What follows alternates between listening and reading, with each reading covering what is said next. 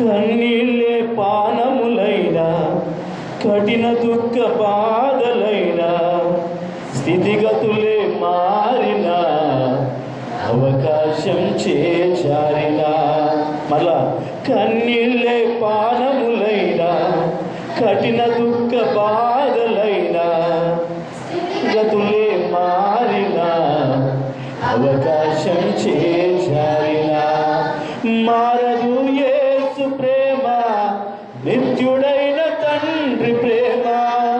మారదు యేసు ప్రేమ, నిత్యుడైన తండ్రి ప్రేమ. మారదు యేసు ప్రేమ, నిత్యుడైన తండ్రి ప్రేమ. మారదు యేసు ప్రేమ, నిత్యుడైన తండ్రి ప్రేమ.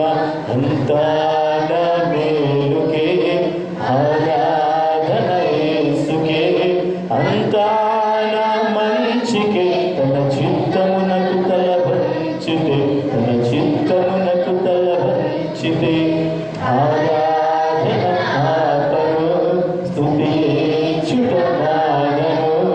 ఆరాధన ఆపను, స్తుతించుట మానను. ఆరాధన ఆపను, స్తుతించుట మానను. నేనెల్లప్పుడూ యెహోవాను సన్నుతించెదను.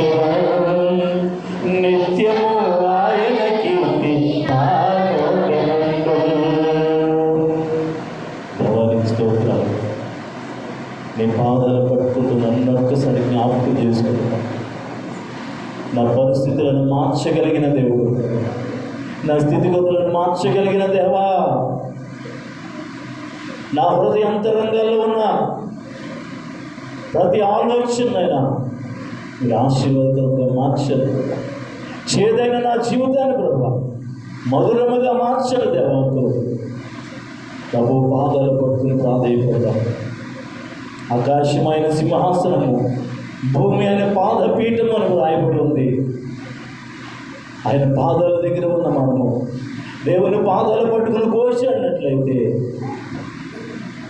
యాకోబును ఆశీర్వదించిన దేవుడు నిన్ను నన్ను కూడా ఆశీర్వదించబోతున్నాడు.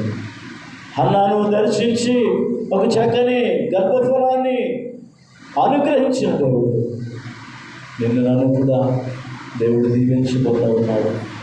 హృదయపూర్వకంగా ప్రభు పాదాలు పట్టుకుని పోవచ్చుగా నీ వ్యక్తిగతమైన అవసరతను బట్టి దేవుని సన్నిధిలో నువ్వు ఏదైతే ఆలోచన కలిగి ఉన్నావో, ఏదైతే ఆశిస్తూ ఉన్నావో, దేవా నాకు దయచేయను ప్రభు అంటూ ప్రభు పాదాలు పట్టుకుని వచ్చాడు. ప్రార్థన చేద్దాం. మౌనంగా ఉండదు దయచేసి. దేవుని సన్నిధికి వచ్చిన నీవు ఆయన పాదాలు పట్టుకుని నువ్వు ప్రాధాయపడినట్లయితే గొప్ప విజయాన్ని నువ్వు పొందుకుంటావు, గొప్ప ఆశీర్వాదంతో నువ్వు వెళతావు, గొప్ప దీవెనను నువ్వు కలిగి ఉండాలని భారము కలిగి ప్రార్థన చేద్దాం. ఒక్క నిమిషం భారము కలిగి ప్రార్థన చేద్దాం.